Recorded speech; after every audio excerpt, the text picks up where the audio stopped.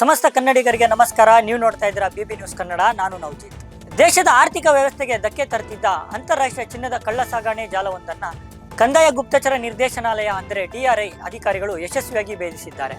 ಮುಂಬೈನ ಛತ್ರಪತಿ ಶಿವಾಜಿ ಮಹಾರಾಜ್ ಅಂತಾರಾಷ್ಟ್ರೀಯ ವಿಮಾನ ನಿಲ್ದಾಣದಲ್ಲಿ ನಡೆದ ಈ ರೋಚಕ ಕಾರ್ಯಾಚರಣೆಗೆ ಆಪರೇಷನ್ ದಹಾಬು ಬ್ಲಾಸ್ಟ್ ಎಂದು ಹೆಸರಿಡಲಾಗಿತ್ತು. ಕೇವಲ ಒಂದೇ ಕಾರ್ಯಾಚರಣೆಯಲ್ಲಿ ಅಧಿಕಾರಿಗಳು ಬರೋಬ್ಬರಿ 29.37 kg ಚಿನ್ನವನ್ನು ವಶಪಡಿಸಿಕೊಂಡಿದ್ದಾರೆ.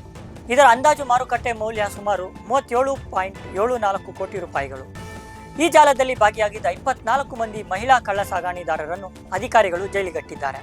ನೈರೋಬಿಯಿಂದ ದೊಡ್ಡ ಮಟ್ಟದಲ್ಲಿ ಚಿನ್ನದ ಕಳ್ಳ ಸಾಗಣೆ ನಡೆಯುತ್ತಿದೆ ಎಂಬ ನಿಖರ ಮಾಹಿತಿ DRI ಅಧಿಕಾರಿಗಳಿಗೆ ಲಭಿಸಿತ್ತು.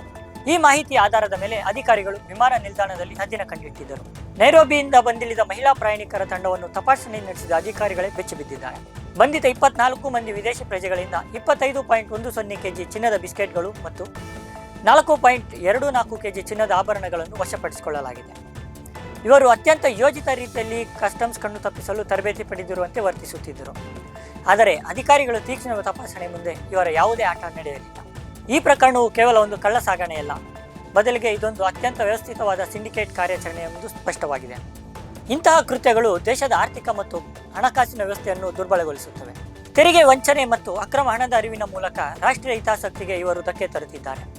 ಈ ಜಾಲದ ಹಿಂದಿರುವ ಪ್ರಮುಖ ವ್ಯಕ್ತಿಗಳ ಪತ್ತೆಗೆ DRI ತನಿಖೆಯನ್ನು ತೀವ್ರಗೊಳಿಸಿದೆ.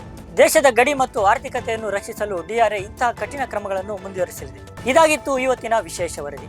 ಸಮಗ್ರ ಸುದ್ದಿಗಳಿಗಾಗಿ ಸದಾ ಗಮನಿಸಿ ಬಿಬಿ ನ್ಯೂಸ್ ಕನ್ನಡ. ಇದು ಕನ್ನಡಿಗರ ಪ್ರತಿಧ್ವನಿ.